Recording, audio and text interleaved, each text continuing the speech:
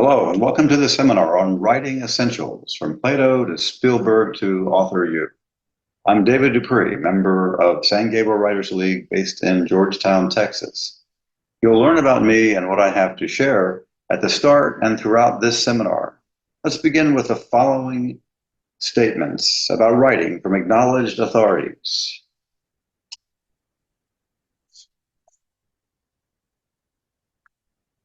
Writing, particularly creative fiction writing, may seem a high mystery or art. But science, experience, practical exercises, and readily accessible references can help you harness that mystery to artistically achieve.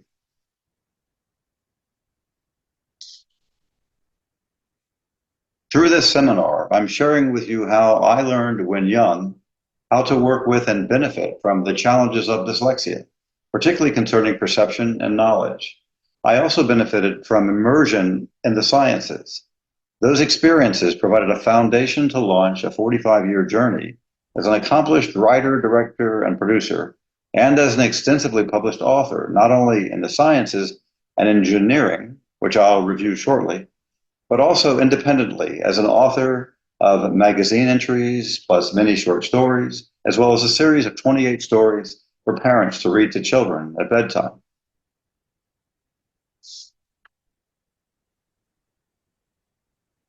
Following this introduction, in part two, I'll hopefully establish some credibility with you and raise your interest. In part three, I'll address the cognitive science aspects and life experience basis of your brain and how to harness it for writing. In part four, I'll review proven practices and resources as aids to empower the director Spielberg and you.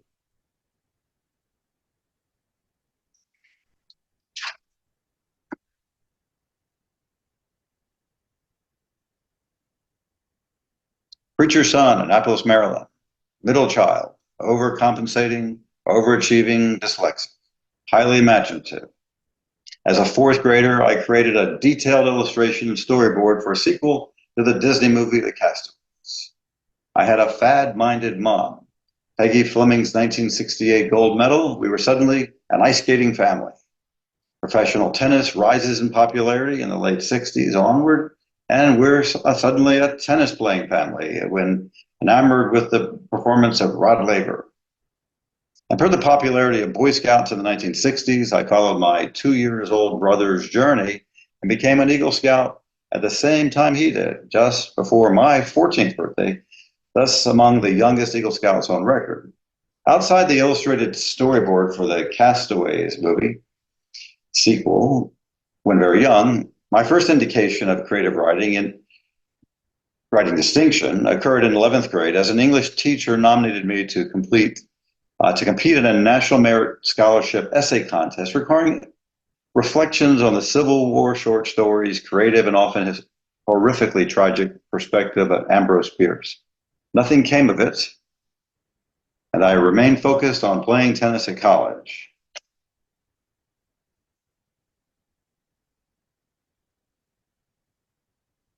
Though I went to college, Rider University in New Jersey, to join one of the better tennis teams in the region, I quit tennis at the end of my freshman year as our number one player graduated and started a first job selling shoes in a department store. I decided to focus on college. My writing and diligence on assignments drew an English professor's attention. She sparked the science department's interest in science major me, launching immersion in research and publishing with many different professors, plus professors at nearby Princeton University, including in my senior year of college as one of the most published undergraduates in the sciences in the US, as formally recognized by Science Research Society's Sigma Xi, publisher of Scientific American. And just before graduating college to head off to a PhD program at the University of Illinois, my first publication outside the sciences was an essay concerning 18th century nihilism philosophy, for which I got $50. The blue arrows point to immersion in science, volume, writing and publishing, writing, directing, filming, narrating, and producing 11 documentaries, plus over 30 years immersion in even higher volume writing, meeting exacting standards. I succeeded initially in college from both applying learning coping mechanisms As a dyslexic, such techniques for visually memorizing the structure of handwritten full pages of notes from prior college class texts and preparing for tests, and as one science laboratory within several animal science physiologists describing experiments underway and what they needed me to do, I visualized the text of their words as they spoke, which helped me understand far better by listening alone. That plus understanding gained from immersions in cognitive science at the doctoral level followed a career of vast experience with distinctly challenging topics and readers of my writing, including the U.S. Joint Chiefs of Staff, plus CEOs of major corporations worldwide. The most challenging writing concerned negotiations and reaching agreement between companies or stakeholders, particularly at Shell. The blue circles record an assigned role in the Jefferson seat of one of the world's leading engineering companies, with the Jefferson chair responsible for the company's most challenging writing, a role that I also had at Royal Dutch Shell, with that role referred to as OB1.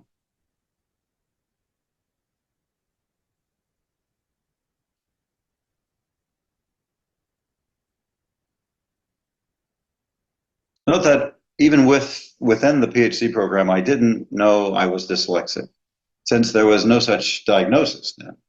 I only knew that I had to keep applying the coping practices I learned in college to help my focus and bring out my creativity and writing ability. Immersion in cognitive science gave me insights on how to harness a few distinct aspects of sensory perception, attention, semantic memory that brought out my creative and productive best. And I was working as a graduate PhD candidate, collaborating with one of the world's leading epistemologists, the study of knowledge and the workings of our brain. A combination of physiology, philosophy, experimental psychology, human factors, and operations research. Where am I going with this? Here's the main points, with many examples that follow. You bring to your writing your full sensory experience through your stream of conscious awareness. Much you cannot recall as your conscious awareness remains consumed with the present. But you also have the capability to manage your short-term episodic memory. And you have the capability of our short-term and you have the innate influence of your brain's ability to recall the past, to apply your knowledge, and to imaginatively create. What I'm addressing in this seminar concerns what writers can do to get the most out of A through C for creative productivity. It's important to first recognize that speech and writing apply human-created symbolism, communicating and sharing and recording your thoughts, experience, and your knowledge as it accumulates, which occurs at a far slower pace than the constant perceptual barrage of sight, sound, smell, taste, feel, emotions. Episodic experience is what it is, wakeful perception by our senses, yet we're limited by a finite ability to hold and recall accurately, often called the limit of 7. As we experience the difference between episodic memory versus semantic, meaningful memory recorded in our brain as learning and understanding, or as highly memorable experience,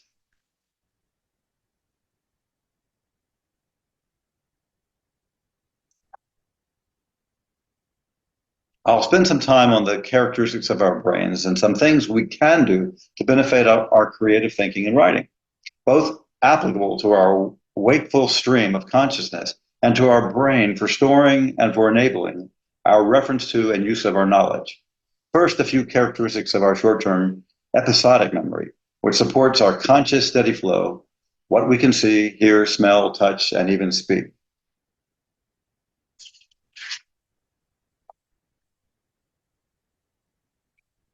Amidst the steady flow of information, short-term memory is understood to function as a form of buffer for processing the conscious now, having challenged potential to transition as is experienced into long-term, meaningful, also called semantic attachments to our knowledge structures held in our brain. There are ways to break through and increase the potential for short-term information to be held within long-term memory, but you have to work at it. Here's three examples I'm sharing from my experience and for you to consider as potential aids to writer you. Concerning your ability to use daily experience, I lead a tennis clinic at Sun City, Texas, nearly every Friday afternoon. As warm-up activity, I have the joiners hand or toss large rubber balls to each other and loudly say the name of the person who received the ball, and to keep doing so until each person's name has been shouted aloud for all to hear at least 6 to 8 times. It's how I learned the names of joiners and the same for everyone there. So repetition of names, numbers, or short detail, such as "my keys are in the tennis bag," repeated 6 to 8 times, draws your conscious attention to the importance that you're giving to the subject. Something similar to within you, you're calling attention to your conscious focus that, oh, this is something he wants to remember.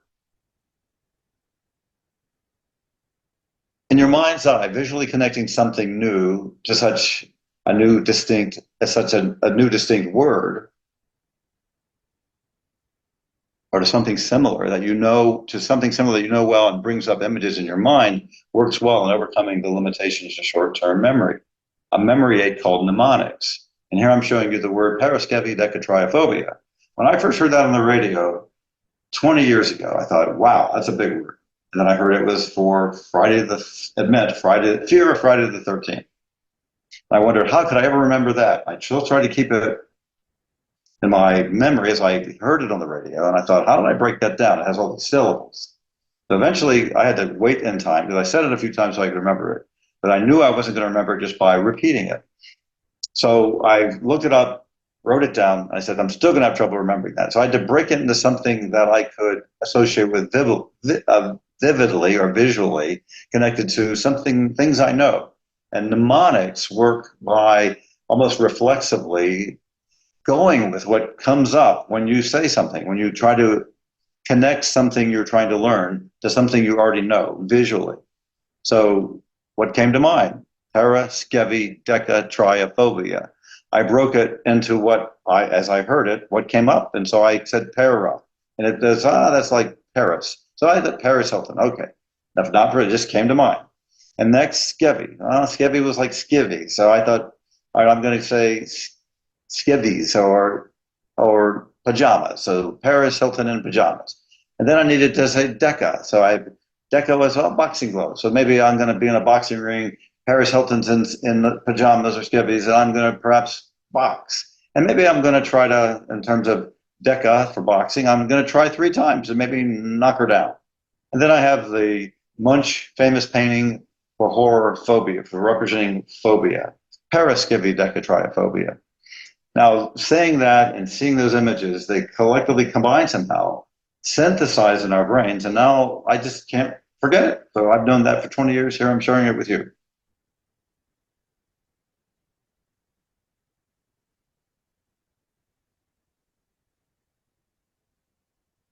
Now, a similar method, and quite interesting dynamic, you meet new people.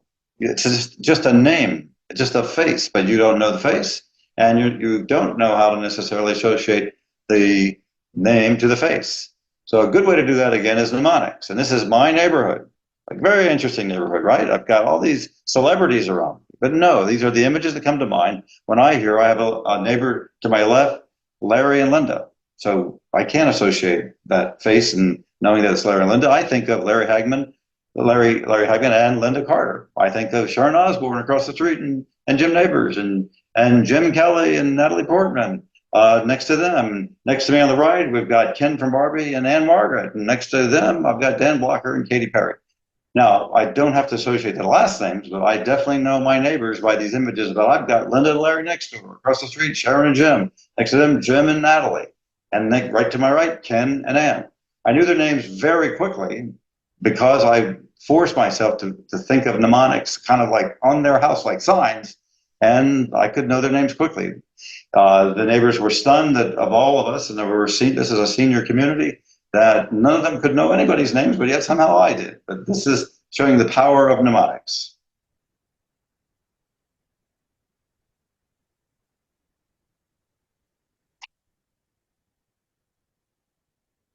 Now, how does this relate to writing? Let's say that you're wanting to remember metaphors. So the concept of mnemonics can serve within a writer's toolkit, aiding, for example, recollection of impressively descriptive metaphors. Here's an example from F. Scott Fitzgerald, distinguished himself with extraordinary creative, yet understandably appropriate descriptive metaphors. So in the book, Six Tales of the Jazz Age and Other Stories, with a face on it that looks a little what could be Daisy from his noteworthy The Great Gatsby. Wanting to remember this, I regard the woman pictured on the book to be Daisy, but then I had to think about this remarkable metaphor, right? So always out of the moon in a perpetual queen's move over checkerboard of glints and patches, describing the movement of someone being pursued, the hunted, by pursuers, the harriers in this case. So I had to think of a visual that would connect these things. And the visual would be that face that I'll remember, because Daisy's very well associated with F. Scott Fitzgerald, a checkerboard, a chessboard, and this movement potentially of a queen's piece with different reflected light from the moon. So I can now hopefully remember that as a remarkable metaphor. I can be guided back to the book and look at the chessboard and light. Here's another. So just an impressive metaphor. Now, that by the 2023 Booker Award for Fiction winner Paul Lynch, uniquely capturing the cognitive tension associated with sensing pending thought, interpretation, and closure. It's a marvelous metaphor. It's related to one of the mechanisms and practices I'll discuss later about closure and cognitive dissonance. But this concept of something is hidden, yet asking, the searching mind alighting on other things. Yeah, remarkably expressed. But I heard on the radio the reference to when driving that that Paul Lynch had been awarded the 2023 Booker Award, which is the most significant award for fiction in the UK. But I thought, how could I remember this? Such a unique phrase, oblique thought, nursing oblique thought. So then I came up with, well, nurse came right up. It just something just flashed in my mind. So what could be a oblique, which is like not right angles, not right. Nursing, oh goodness, not right nurse. Well, that's certainly Nurse Diesel and Cloris,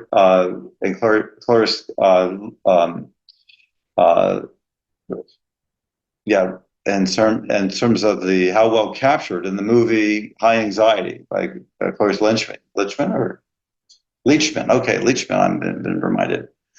And so if you can think of that movie by chance, a distinct kind of not right, funny, but yet it's going to be very memorable. That's the distinction of mnemonics, is this something that just captures your thought. It just pops up and just stick with it. Do something, you connect it.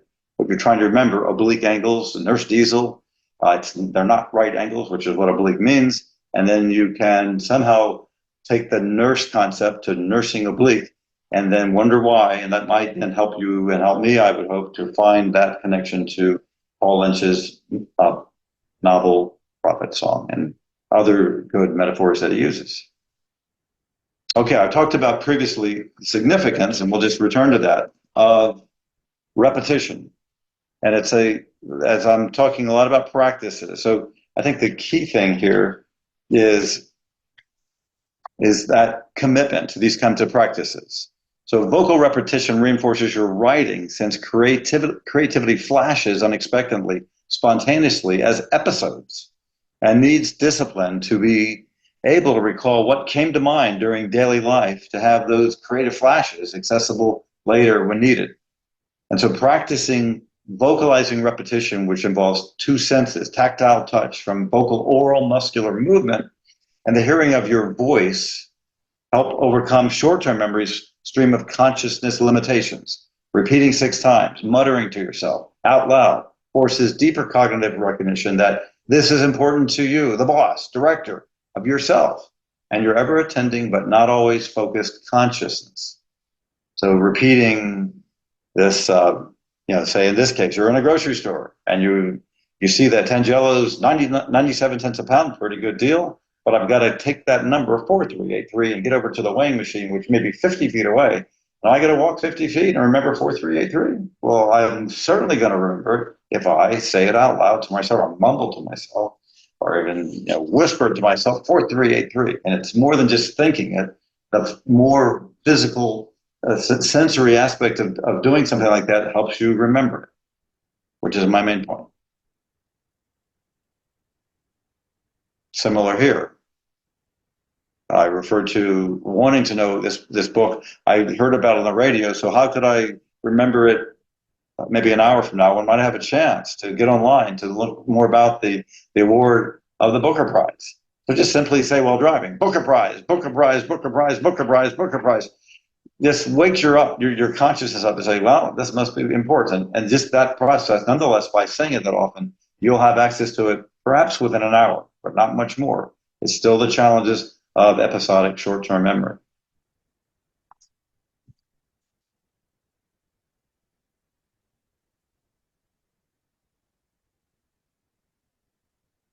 Okay, so now we're turning to Plato. Remember, we have from Plato to Spielberg to author you. So let's go to Plato.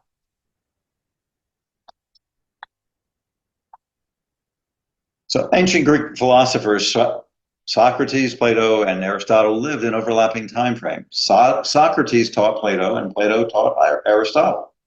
Plato's contribution to the origins of philosophy is relevant to our topic due to his focus on knowledge, which he referred to as the essence of our experience, the essence of things.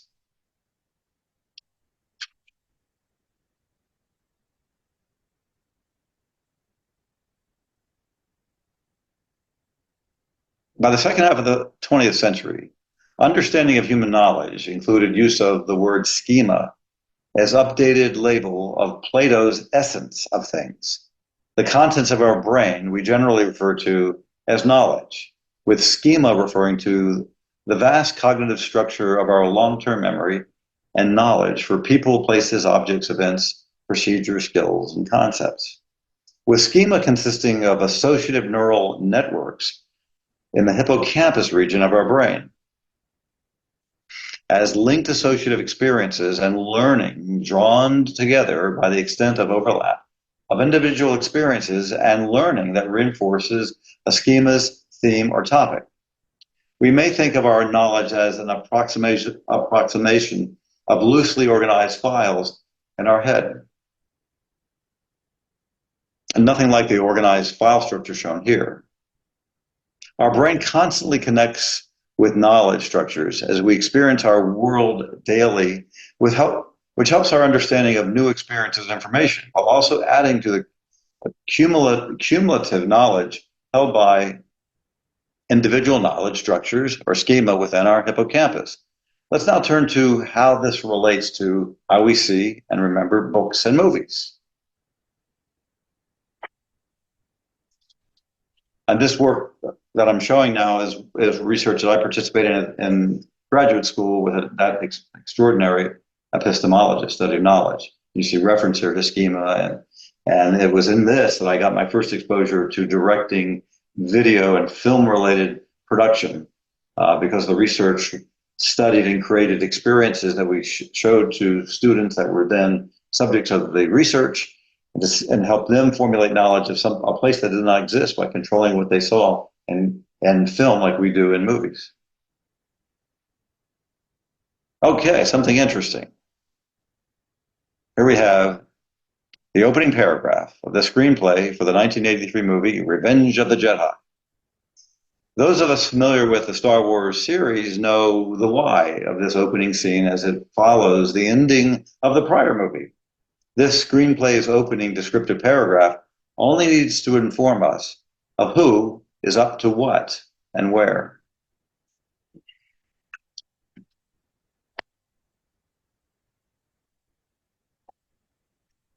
Consistent with the limit of 7 of our episodic memory, plus our mental tendency to reduce to essence to capture basic takeaways, For experienced Star Wars movie fans, the four groupings at the bottom capture the where, the who, and the what as what our brains register and hold from this scene, the scene's essence, reducing 87 words to 18 words, more so into four groupings of who and what. And there's some where there, which Jabba the Hutt court referred to.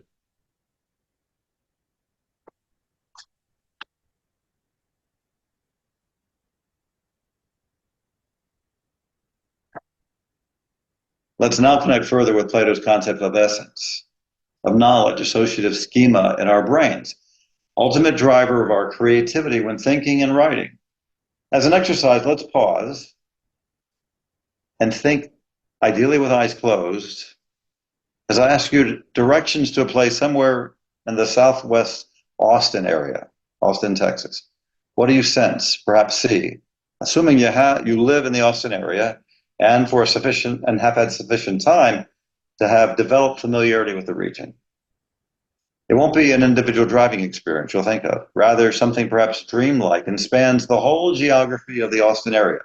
And referencing that, you can begin to answer questions about directions. And you can perhaps sense zooming into a particular area of Austin. That experience pertains to the essence of your knowledge of Austin. So in science and the science of epistemology and study of knowledge, our ability to acquire mental maps of areas where we live is the most common reference that characterizes what we mean by essence and knowledge, because everyone has the ability through somehow the absorption of and is the assimilation of all experience and learning a new place and driving around, that's somehow forming some collective knowledge of the area that's beyond any one individual experience. It's most evident when you think about, if you live in the Austin area, how you can get a sense of, and you see it in a way more in your mind's eye, the greater Austin area. You can kind of look over and that's relative, comparative differences of the areas and know that where the Southwest is and the river and Route 35 and 405 crossover. So that concept is an extraordinarily good example of knowledge. And so now we'll test another concept with you. And if I said, let's think of what comes up to mind when you see this. These two words, Barney Fife. Familiarity brings so much more than the name itself. Perhaps you grin, perhaps other images come to mind, all grouped together in the schema you hold for actor Don Knotts as Barney Fife. But that sense, that more than just this picture, more than those two words, you have so much more that are clung together in your brain associatively. And it's just in the same way that I used actors and images to have Larry Hagman and Linda Carter as my next door neighbors help me remember Linda and Larry. Similarly, because of all the associative knowledge, in this case around Barney Fife. How about now? Perhaps your skin tingles, your back stiffens. Interesting how all that we hold as knowledge about any one thing from all our senses is far more than words as symbols of experience. Here's another to perhaps calm you down. You may sense some form of calm relief with the arrival of Glinda, Good Witch of the North, as emotion and recollections are drawn from your associated schema of your long-term memory. And words alone carry such sensory impact. One of the distinguishers of great writing, as E. E. Cummings reminded us here when describing his boyhood, these simple words, as arranged, inspired delightful memory.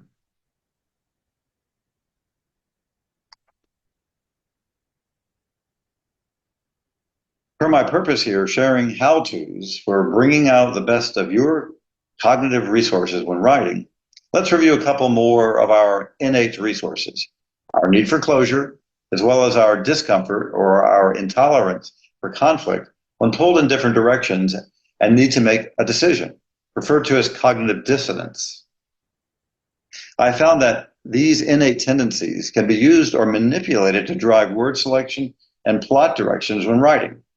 Around the year 1800, German philosopher Hegel referred to such conflict that drives resolution as a dialectic, progressing from thesis through antithesis and synthesis.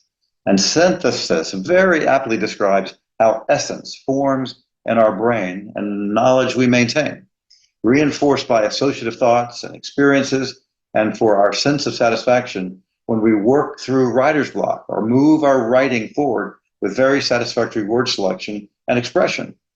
Well demonstrated when considering the screenwriter's journey when contemplating the climactic scene of the movie Silence of the Lambs as follows.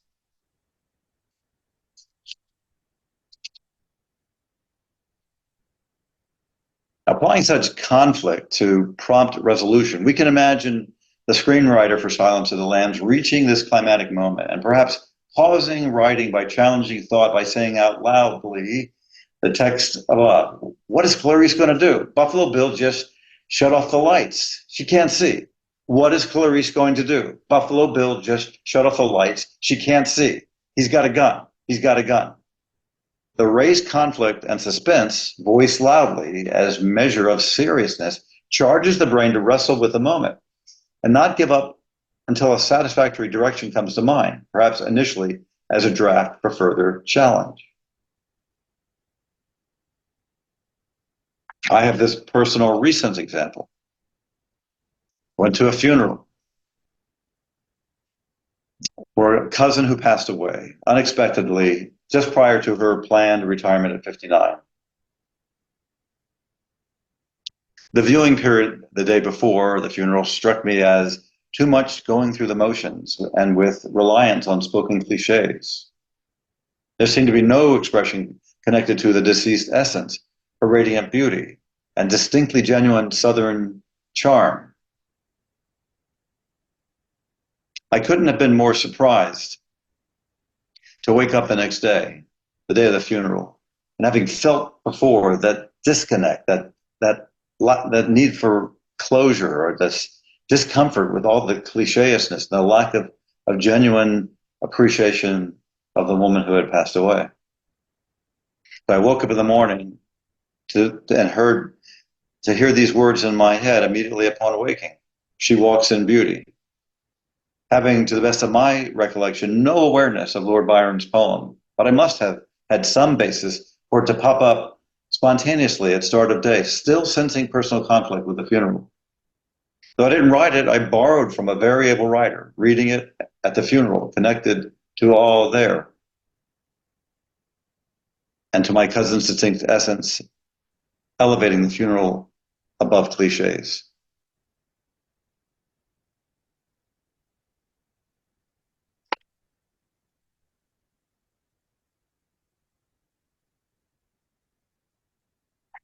We backed up and we're going to go skip over this again, but you can see it one more time. And also noting that E.B. White had commentary on this type of experience, the concept of you write for yourself. In my case, I did it also for the husband and the two adult kids of the woman who passed.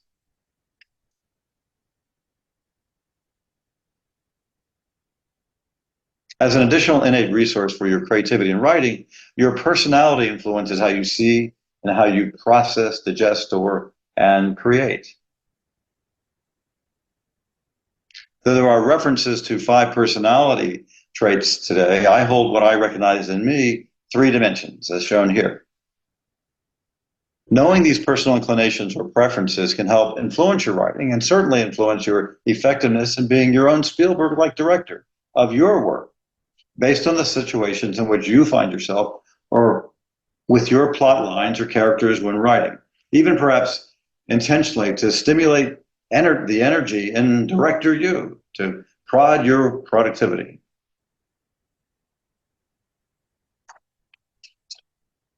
Okay, summary to this point. I've reviewed and provided some details on our brain, the limitations of the stream of consciousness and short-term memory, and our unlimited capacity for meaningful semantic memory, as well as knowledge held and used by our brain as associated neural network structures referred to today as schema. I provided examples of practices such as vocal repetition and mnemonics you can apply to force episodic memory to be longer lasting or more impactful and lasting when creatively connected to your knowledge structure through image-based mnemonics. I described how our need for closure plus our personality traits also serve roles impacting our creativity and writing.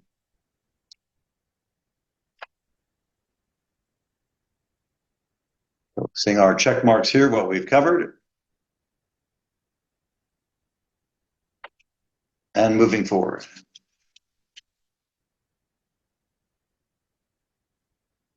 Okay, I know. I made references to Spielberg. So here we go. I'll now turn to how you can experience the director Spielberg in you. That begins with how a director initially creatively experiences the essence of a movie. In this case, E.T.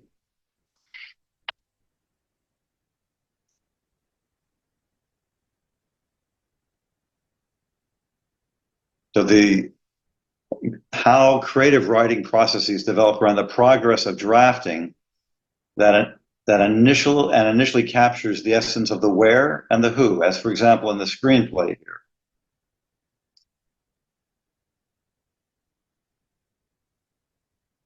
Initially experiencing just the where and who, which inspire creative vision of the director and other creative contributors, such as the cinematographer,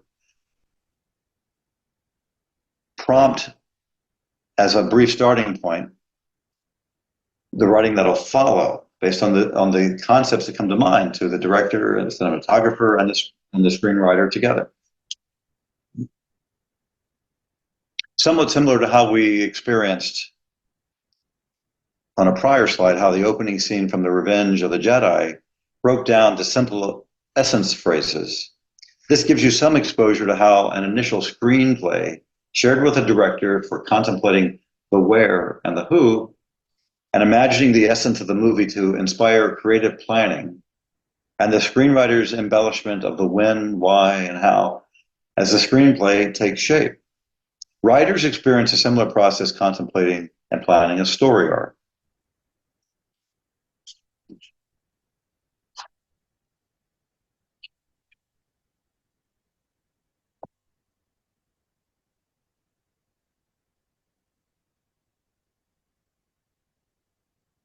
The main point I'm sharing, as I experienced in my career, is that the production crew to your Spielberg and your in you consists of all your senses, your experience-based knowledge structure, our natural inclination for closure, your personality traits, plus your ready script assistance, your ability to retrieve knowledge and experience from long-term memory. In contrast, as I've experienced many times, a full production film crew requires 4 to as many 12 specialty professionals plus actors, which can cost from $1,000 to several $1,000s per hour. Each expert expects the director to behave as the boss, to know why they are on location or in studio, who's expected to do what, when. I share this director's production crew metaphor as applicable to you and your innate resources as relevant to your conscious attention to what you're doing or trying to achieve as a writer, as may be inclined to participate or be elsewhere, mentally distracted, but can be uniquely productive in getting the most out of you by yourself. Bossy director you can get your consciousness to focus by mumbling or saying out loud 6 times, Booker Fiction Prize, or my keys are in the tennis bag, my keys are in the tennis bag. Or the item number for 10 jellos is 4383, 4383, 4383, which will wake your consciousness to recognize that you, the director boss, must be serious here about Booker Fiction Prize, or the location of the car keys, or the grocery store item number for 10 jellos.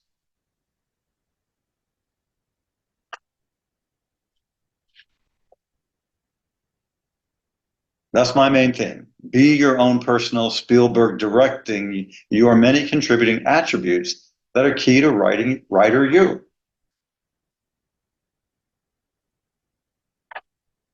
And how you, as director of your inner resources, can achieve by harnessing those resources.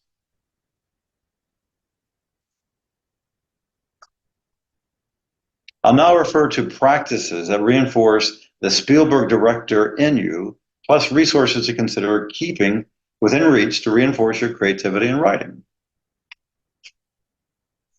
So everything to this point is addressed harnessing you. So first look at obviously active reading, which is important, but detecting and appreciating marvelous essence expressions. So when reading, note them. That's significant to you, and the methods of variable writers to capture essence of a moment, a character, a scene.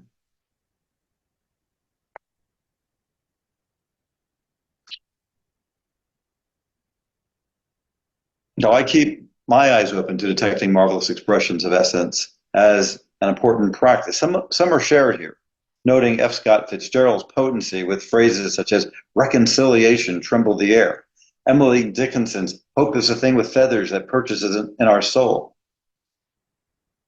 I included Hemingway here, something that he didn't write.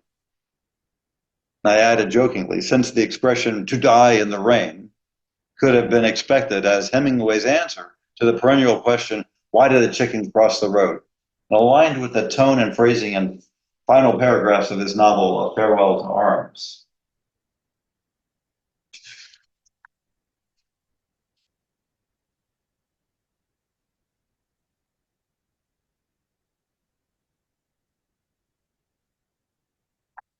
An additional practice that can involve pushing yourself to come up with essence capturing expressions, inspired somewhat by what you see daily, just word selection supported by associative powers of our brains may seem complex, fluid, and blurry, messy, and requires time to capture what you see and feel appropriately, concisely.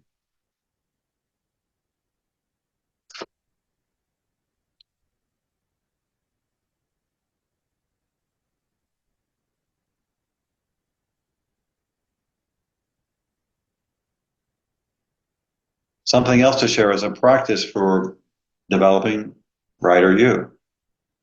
Brief exercises I do regularly and encourage. Short burst creative writing exercises, capturing the essence of what you see. Examples follow.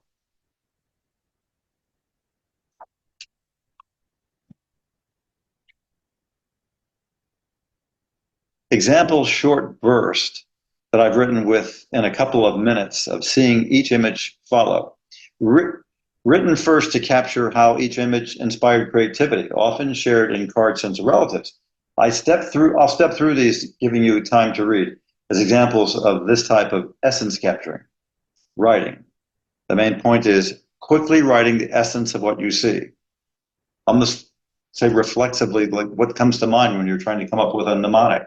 Look at something like this and just whatever comes to mind, try to capture it in well expressed English.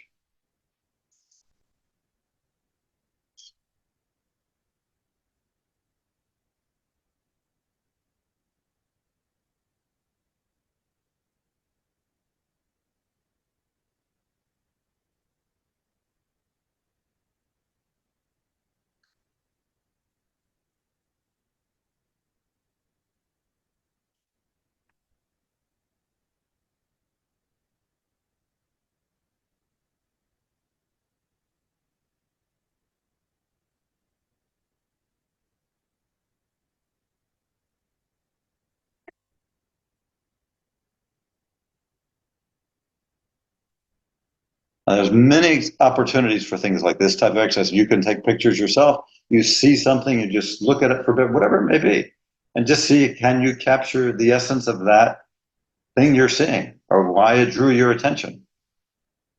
But these cards are available. I get them from going to a UPS store or a postal annex, and they have a very good photographic artist and very funny cards. And I take a picture of them or buy the cards and do these writing exercises. So we have access to so many possible images for these short burst exercises. So that's that topic. Manageable bursts. Turning to cutting Clutter, finding essence, all the ultimate purpose of cutting clutter.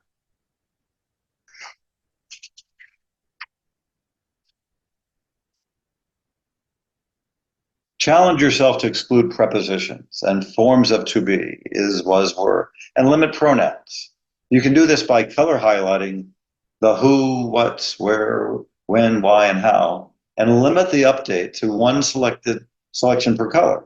This works well in cutting clutter and reducing phrasing to essence. Very similar, by the way, to the form of writing that I experienced for the U.S. Joint Chiefs of Staff. Just extremely pointed. And you see the reduction to 20 words. No prepositions, no forms of to be, no articles, the, no pronouns.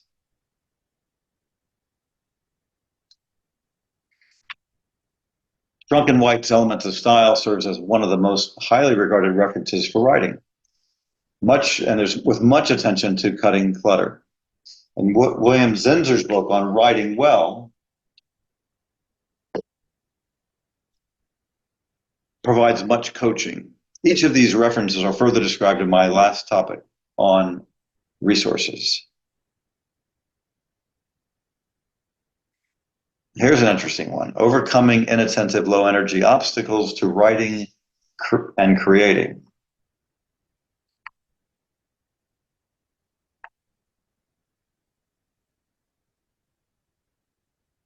Again, this came out of the dyslexic past and my coping mechanisms, and then carried with me as finding how impactful these would be.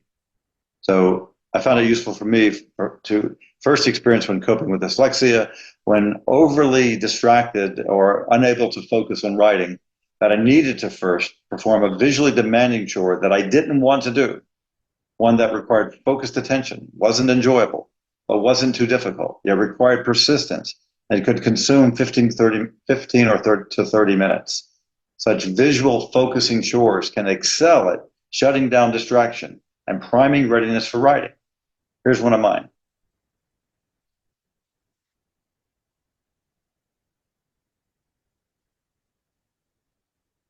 For over 40 years, I found it remarkable how, at some point when doing this, I suddenly recognized that I've become very focused and suddenly not fatigued, thus ready to get a job done requiring serious writing as part of a job or even wanting to focus on creative writing. I update the numbers after each use to assure readiness for the next use.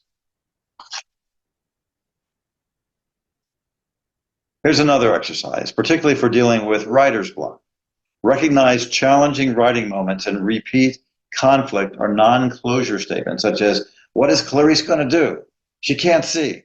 Buffalo Bill's got a gun, out loud several times. Repeat something like that. After you've done that repeating, making it very evident to you, your body, your mind, your senses, that this is serious, you're thinking about it, you're obviously concerned about it, and then let it rest. Do a manual chore such as dishwashing. Relax. Be prepared for something to pop up in your consciousness, and be prepared to write it on paper and quickly get back to your writing.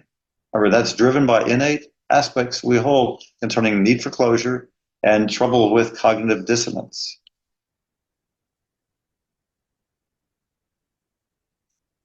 Okay, turning to using tools.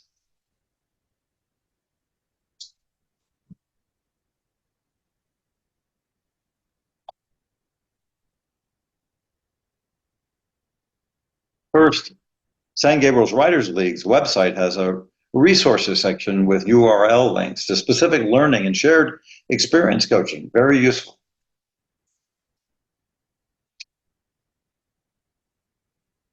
Having an app on your phone, such as dictionary.com,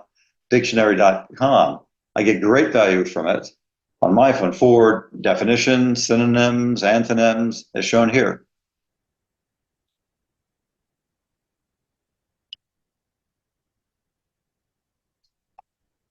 Now turning to the books by Strunk and White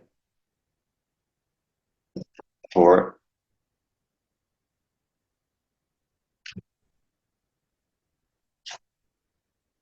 I encourage having this as well as the Chicago Manual of Style within reach. I'll show that shortly.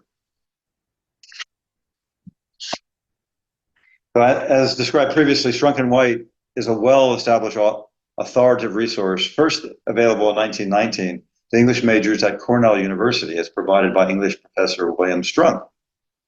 He first presented it as just typed pages that he shared with students as English usage guidelines. And one of his students was E.B. White, and then who added formality to it and published it as Elements of Style a couple of decades later. The yellow highlights here show how the book begins, addressing a topic, then provides examples and commentary.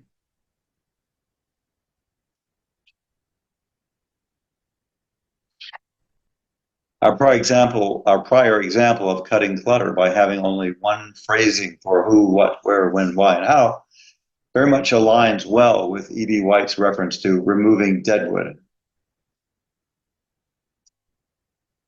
So this is the book, Keeping Within Reach.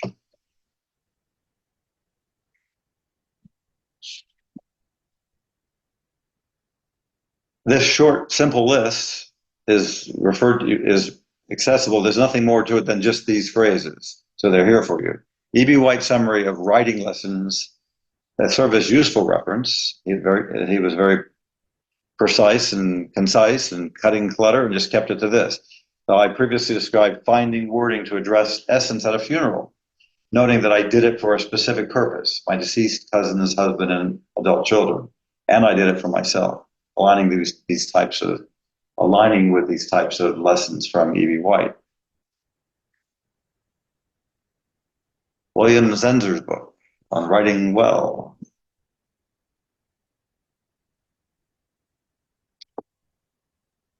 Keeping it within reach, a very useful resource.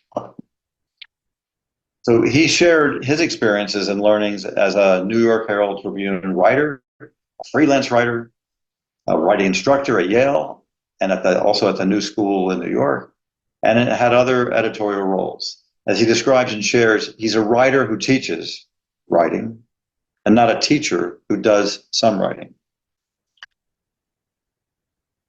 Then we have the Chicago Manual of Style. It's like a weightlifting exercise. It's 952 pages. It's an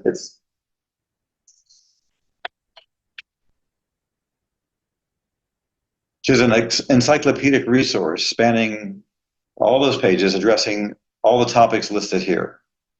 It's extraordinary in terms of the detail, the examples, absolutely thorough as could be. And I have a couple of examples of the way certain details presented, like M dashes and N dashes, as shown here, are also very important. Phrasal adjectives, as well used by E. Cummings, as we saw before. Now, M dash, very commonly used, as explained. And N dash, not that well known, that used in place of the word to when presenting dates, as shown here. And then remaining noteworthy, just having an app, these apps, and our access to them online, Grammarly.com or PlainEnglish.com, covers all these different topics concerning grammar, syntax, basic parts of speech, and basic rules for plain English.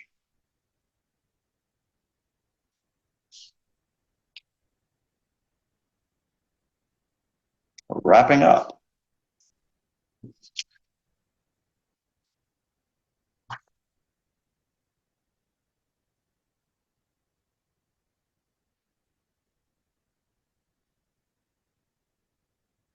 Okay, I've covered a lot, all the topics concerning practices and resources that have aided me in experiencing the Spielberg director in me.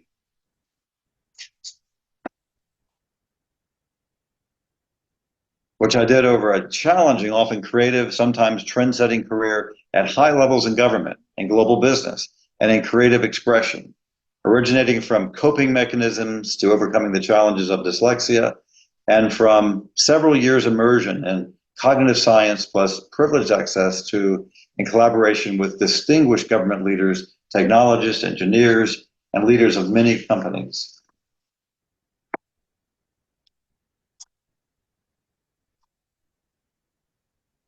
I trust I've given you some insight to develop and apply the Spielberg director within you. As an aspiring writer, adopt and maintain a bossy movie director's mindset to harness and get the most out of your innate creative potential and productivity. Reinforce your director's mindset, and by bringing out your abilities through regular short creative writing sessions, those driven by looking at those pictures we looked at, and reinforce your writing skills by having key reference material accessible as online apps and hard copy books. I've covered these writing essentials in this seminar, and being there now with St. Gabriel's Writers League is one of my and your treasured resources.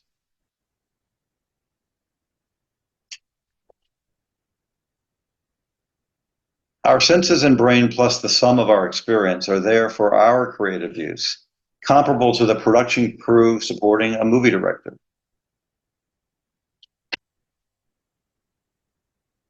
E.B. White struck home with this. There is no satisfactory explanation of style, no infallible guide to good writing, no assurance that a person who thinks clearly will be able to write clearly, no key that unlocks the door, no inflexible rule which writers may shape their course. You have a brain and life experience and so much more. The mind travels faster than the pen. I trust sharing my experience and journey has been helpful. I extend you best wishes to you succeeding with your journey as author, writer, director.